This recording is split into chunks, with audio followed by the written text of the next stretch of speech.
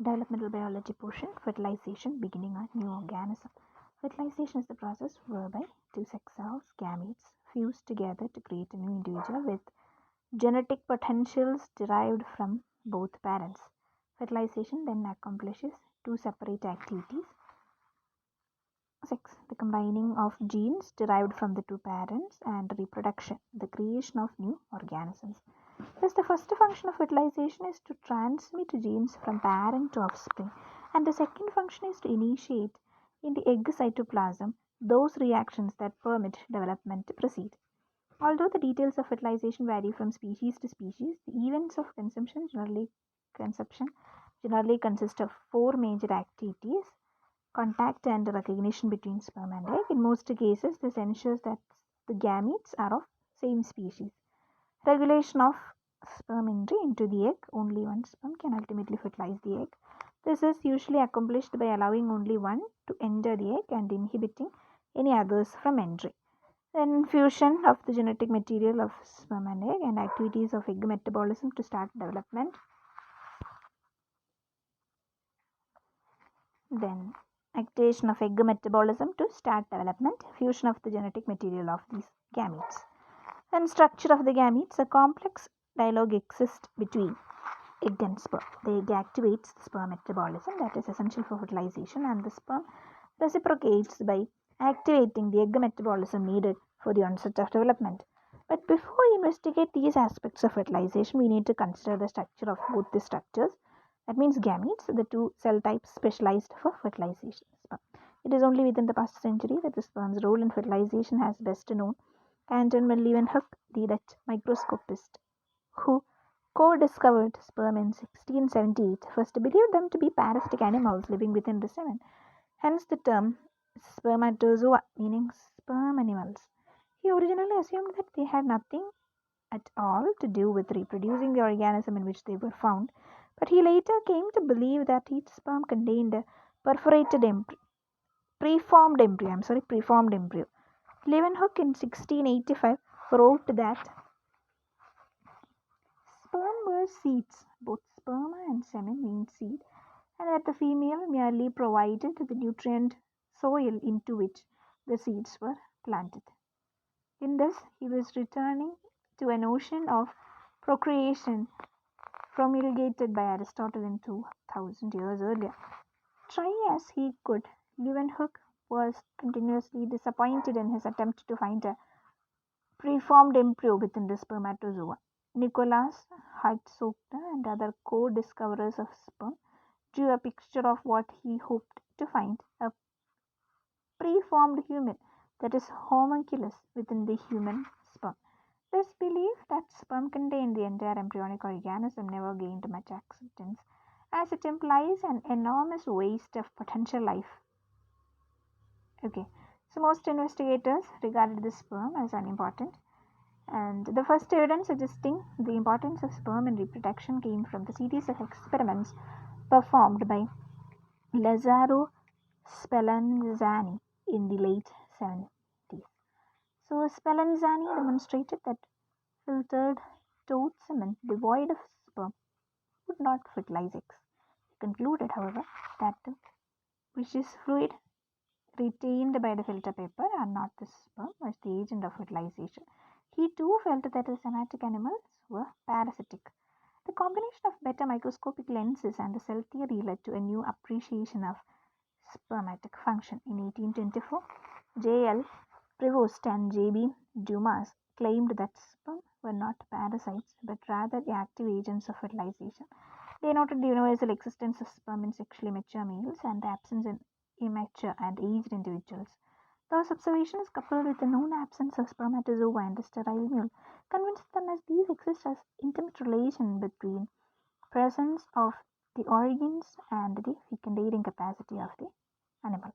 They proposed that sperm entered the egg and contributed maternally to the next generation. These claims were largely disregarded until the 1840s, when Anton Levin A. von Kolliker described the formation of sperm from cells within the adult testis. He ridiculed the idea that semen could be normal and yet support an enormous number of parasites. Even so, von Kolika denied that there was any physical contact between egg and sperm. He believed that sperm excited the egg to develop, much as a magnet communicates its presence to iron. It was only in 1876 that Oscar Hertwig and Hermann Fohl independently demonstrated sperm entry into the egg and the union of these cells' nuclei. Hertwig had sought an organism suitable for detailed microscopic observations, and he found that the Mediterranean sea urchin Toxomnutus lividus was perfect. Not only was it common throughout the region and sexually mature throughout most of the year, but its eggs were available in large numbers and were transparent even at high magnifications. After mixing sperm and egg suspensions together, Hertwig repeatedly observed a sperm entering an egg and saw the two nuclei unite. He also noted that only one sperm was able to enter each egg and that all the nuclei of the embryo were derived from the fused nuclei created at fertilization. Fowl made similar observations and detailed the mechanism of sperm entry. Fertilization was at last recognized as the union of sperm and egg, and the union of sea urchin gametes remains one of the best studied examples of fertilization.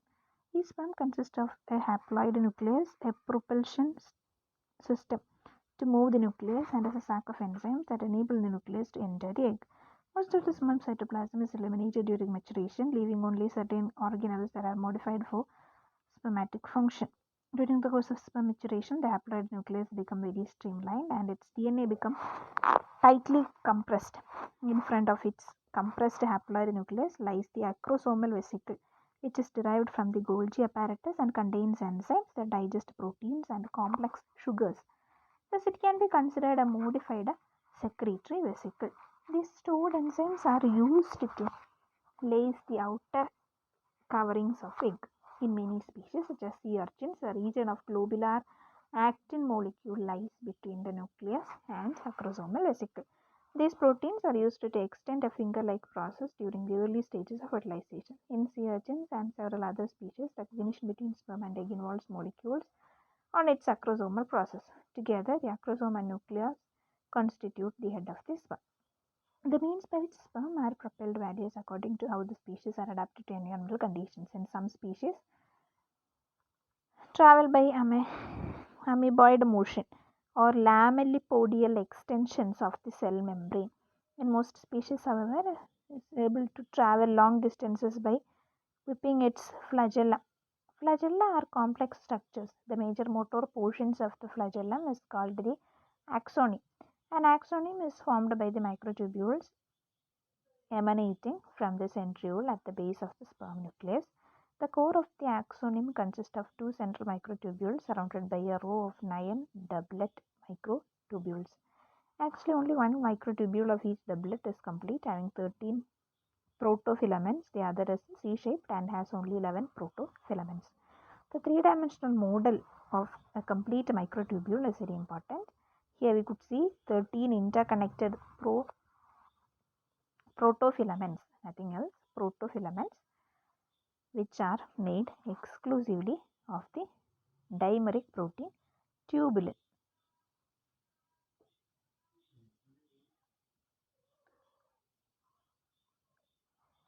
Although tubulin is the basis for the structure of the flagellum, other proteins are also critical for flagellar function. The force of sperm propulsion is provided by dyelin, a protein that is attached to the microtubules. Dynein, Dynein, hydrolyzes molecules of ATP and convert the released chemical energy into the mechanical energy that propels the sperm. This energy allows the active sliding of the outer doublet microtubules, causing the flagellum to bend. The importance of dynein can be seen in individuals with the genetic syndrome called Cartaginer triad. These individuals lack dynein in all their ciliated and flagellated cells, rendering these structures immobile. Males with this disease is sterile. This is our sterile, immotile sperm and susceptible to bronchial infections. Immotile respiratory cilia and have a 50% chance of having their heart on the right side of their body. Another important flagellar protein appears to be histone H1. This protein is usually seen inside the nucleus, where it folds the chromatin into tight clusters. However, Multigner and colleagues found that this same protein stabilizes the flagellar microtubules so that they do not disassemble.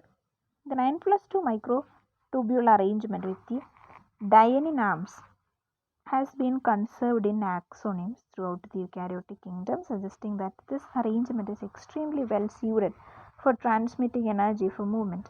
The energy to whip the flagellum and thereby propel the sperm comes from rings of mitochondria located in the neck region of the sperm.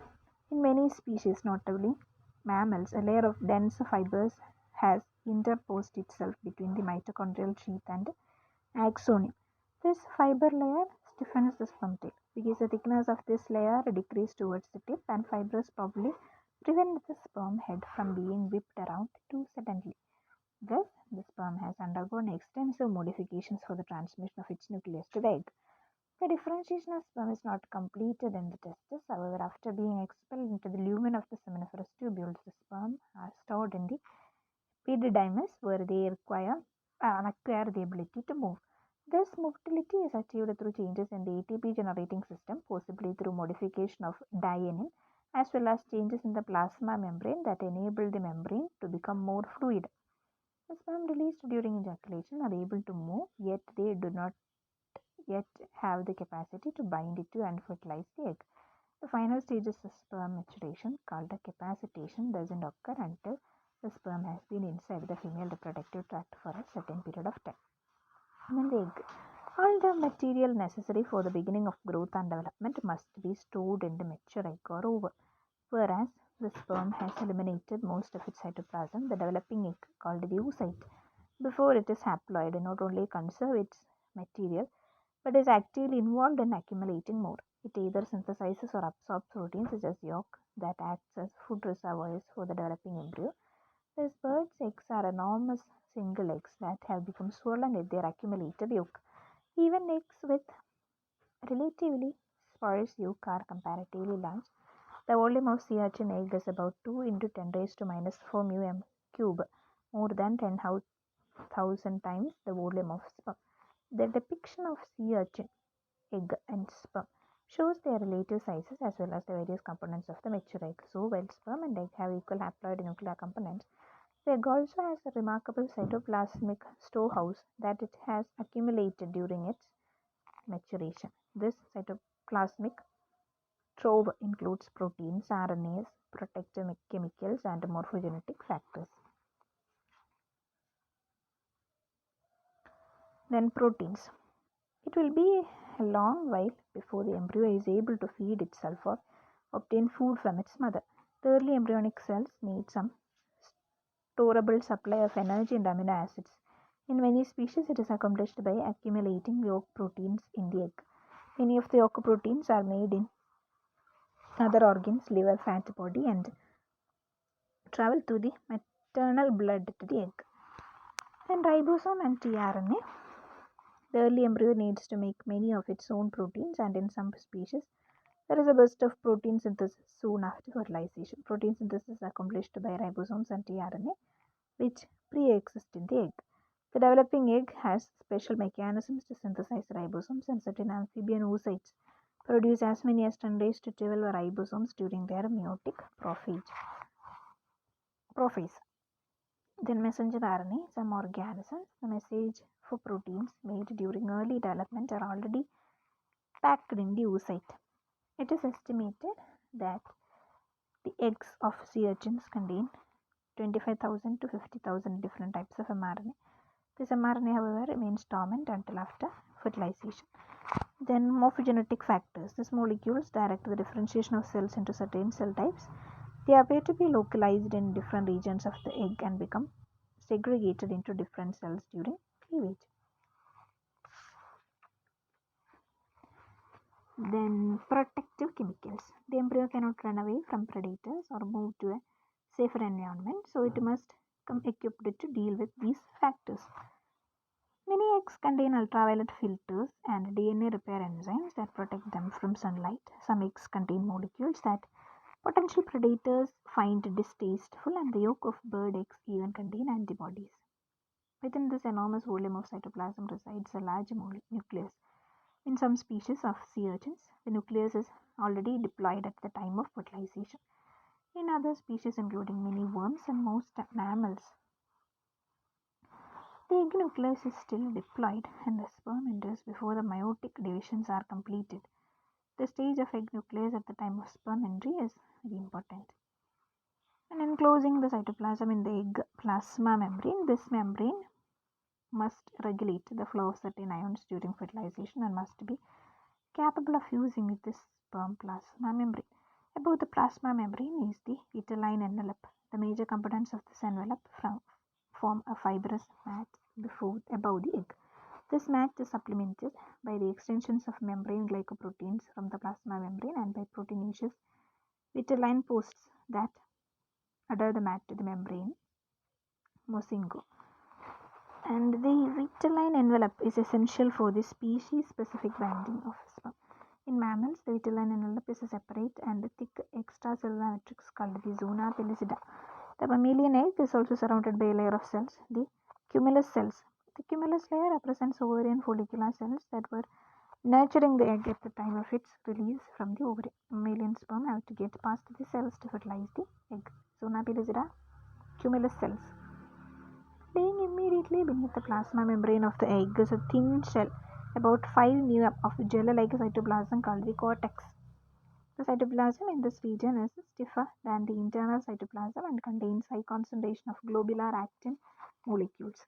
During fertilization, these actin molecules polymerize to form long cables of actin known as microfilaments. Microfilaments are necessary for cell division, and they also are used to extend the egg surface into the microvilli, which aid sperm entry into the cell. Also within this cortex are the cortical granules. These membrane-bound structures are homologous to the acrosomal vesicle of the sperm, being Golgi-derived organelles containing proteolytic enzymes. However, whereas each sperm contains one acrosomal vesicle, each sea urchin egg contains approximately 15,000 cortical granules. Moreover, in addition to containing the digestive enzymes, the cortical granules also contain mucopolysaccharides, that is glycoproteins and hyaline protein.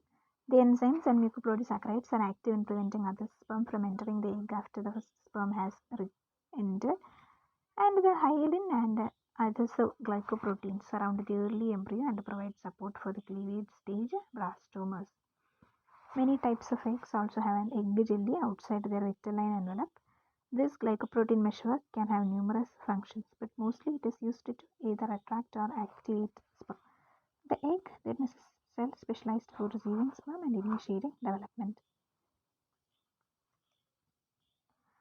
Then recognition of egg and sperm action at a distance. Many marine organisms release their gametes to the environment. This environment may be as small as a tide pool or as large as an ocean. Moreover, this environment is shared with other species that may shed their sex cells in the same time. These organisms are faced with two problems. How can sperm and egg meet in such dilute concentrations, and what mechanisms prevent starfish sperm from trying to fertilize sea urchin eggs? How major mechanisms have evolved to solve this difficulty? Species-specific attraction of sperm and species-specific sperm activation. With sperm attraction, species-specific attraction, a type of chemotaxis, has been documented in numerous species including cnidarians, mollusks, echinoderms, and urochordates. In 1978, Miller demonstrated that the eggs of the cnidarian Orthopyxis caliculata not only secrete a chemotactic factor but also regulate the timing of its release. Developing oocytes at various stages in their maturation were fixed onto microscope slides and sperm were released at a certain distance from the egg. Miller found that when sperm were added to oocytes that had not yet completed their second meiotic division, there was no attraction of sperm to eggs. However, after the second meiotic division was finished and the eggs were ready to be fertilized, the sperm migrated towards them. Thus, those oocytes control not only the type of sperm they attract but also the time at which they attract them. The mechanisms for chemotaxis are different in other species. One such chemotactic molecule, a 14 amino acid peptide called RESACT, RESACT, has been isolated from the egg jelly of the sea urchin, and RESACT diffuses readily in seawater and has a profound effect at very low concentrations when added to a suspension of herbaceous sperm. When a drop of seawater containing herbaceous sperm is placed on a microscope slide, the sperm generally swim in circles about 50 mm in diameter. Within seconds after a minute, amount of transactors introduced into the drops migrate into the region of injection and congregate there. As RESACT continues to diffuse from the area of injection, more sperms are recruited into the growing cluster. RESACT is specific for A punctulata and does not attract sperm of other species. This reacts to receptors in their cell membranes and can swim up a concentration gradient of this compound until they reach the egg. RESACT also act as a sperm activating peptide. These peptides, over 70 of which have been isolated from the different species of sea urchins, cause drastic and immediate increase in sperm motility and oxygen consumption. The receptor for RESACT is a transmembrane protein. When it binds RESACT on the extracellular side, the RESACT causes a conformational change that activates the receptor's guanylate cyclase activity on the cytoplasmic side.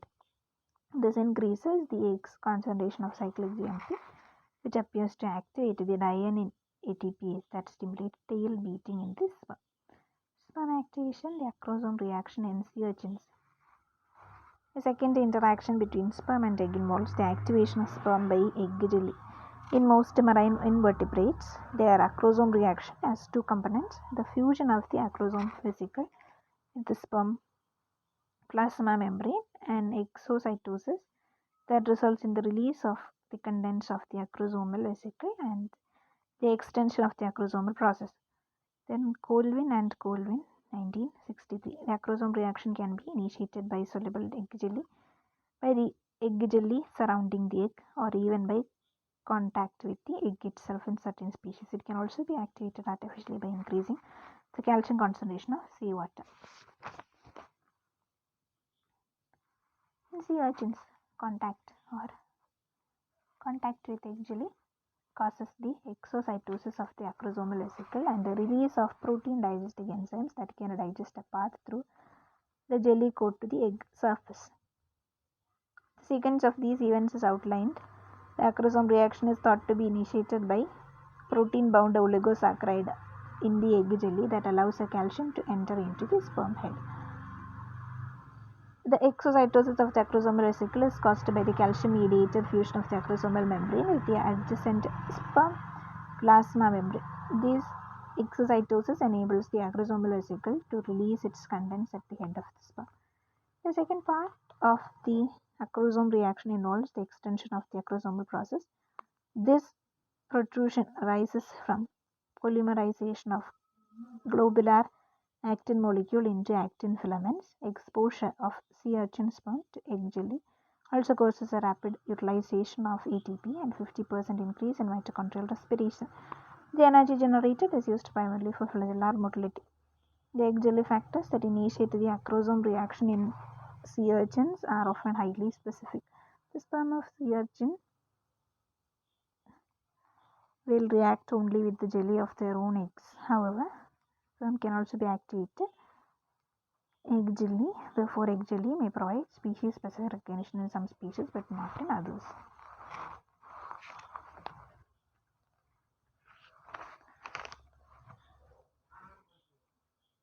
Then action at a distance, mammalian gametes. It is very difficult to study the interactions that might be occurring between mammalian gametes prior to sperm egg contact. An obvious reason for this is that mammalian fertilization occurs inside the oviduct of female, and it is relatively easy to mimic the conditions surrounding sea urchin fertilization using neither natural or artificial seawater. We do not yet know the components of the various natural environments that the mammalian sperm encounter as we travel to the egg. The second reason for this difficulty is that the sperm population ejaculated into the female is probably very heterogeneous, containing spermatozoa at the different stages of maturation.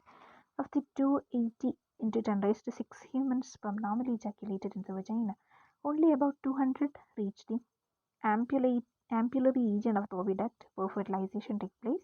Since fewer than 1 in 10,000 sperm get close to the egg, it is difficult to assay these molecules that might enable the sperm to swim toward the egg and become activated. There is a great deal of controversy concerning the translocation of mammalian sperm to the oviduct, the capacitation and hyperactivation reactions that appear necessary in some species sperm to bind with the egg, and the possibility that the egg may be attracting the sperm through chemotaxis. Then translocation and capacitation. The reproductive tract of female mammals play a very active role in mammalian fertilization process. And sperm motility is needed for mouse sperm to encounter the egg once it is in oviduct. Sperm motility is probably a minor factor in getting the sperm into the oviduct. In the first place, sperm is found in the oviduct of mice, hamsters, guinea pigs, cows, and humans within 30 minutes of sperm deposition, a time too short to have been attained by even the most Olympian sperm relying on their own flagella power. However, the sperm appear to be transported to the oviduct by the muscular activity of the uterus.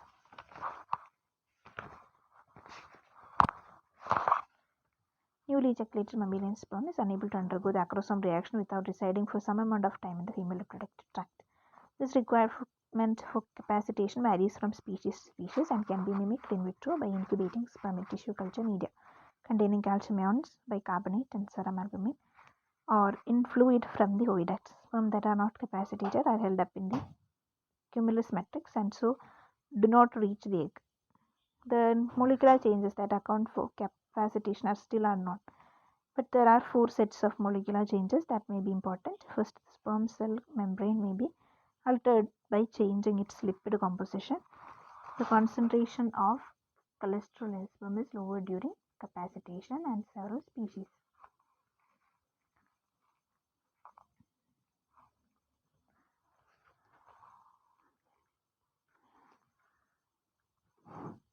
And 2 proteins found both in serum and in the female reproductive tract, albumin and lipid transfer protein 1, have been found to remove cholesterol from human sperm. Second, particular proteins or carbohydrates in the sperm surface are lost during capacitation. Then it is possible that the moieties lost during capacitation had been blocking the recognition sites for the proteins that bind to the zona pellucida. Third, certain proteins are proliferated or phosphorylated in a cyclic AMP dependent pathway. Cyclic AMP can artificially induce competence through the CAMP dependent protein kinase pKa, and pKa is needed both for the acquisition of competence and the phosphorylation of tyrosine kinase. It is possible that the female reproductive tract stimulates sperm adenylyl cyclase to make more CAMP, and the CAMP activates the protein kinase, which starts a phosphorylation cascade ending in the phosphorylation and activation of protein involved in binding sperm to the zona pellucida and mediating the exocytosis of the acrosomal vesicle. Fourth, the membrane potential of the sperm is dramatically lowered. However, it is still uncertain if the events are independent of another and what extent each of them causes sperm capacitation. Then hyperactivation and chemotaxis. The different regions of female reproductive tract may secrete different regionally specific molecules. These factors may influence sperm motility as well as capacitation. For instance, when sperm of certain mammals, especially hamsters, guinea pigs, and some strains of mice, pass from the uterus into the oviducts, they become hyperactivated, swimming at higher velocities and generating greater force than before. Then Soretz and co-workers in 1991 have shown that while this behavior is not conducive for traveling in low viscosity fluids, it appears to be extremely well suited for linear sperm movement in the viscous fluid that sperm might encounter in the oviduct. In addition to increasing the activity of sperm, soluble factors in the oviduct may also provide the directional component of sperm movement. There has been speculation that the ovum, or more likely the ovarian follicle in which the egg had developed, may be secreting chemotactic substances that might attract the sperm towards the egg during the last stages in its migration. follicular fluid from human follicles whose eggs were being used for in vitro fertilization. Performing an experiment similar to the one described earlier with sea urchins, they micro-injected a drop of follicular fluid into a larger drop of sperm suspension. When they did this, some of the sperm changed their direction and movement to migrate towards the source of follicular fluid. So, micro-injection of other solutions did not have this effect. The studies did not rule out the possibility that the effect was due to general stimulation of sperm movement or metabolism. However, these investigations uncovered a fascinating correlation. The fluid from only half of the follicles tested showed a chemotactic effect, and in nearly every case the egg was fertilizable. And only if the fluid is showed chemotactic ability, it is possible then that, like certain invertebrate eggs, the human egg secretes a chemotactic factor only when it is capable of fertilization. It should be noted that the race is not always to be swiftest. Although some sperm may reach the ampullary region of the oviduct where fertilization occurs within a half hour after intercourse, those sperm may have little chance of fertilizing the egg. And by all human pregnancies result from sexual intercourse during a 6-day period ending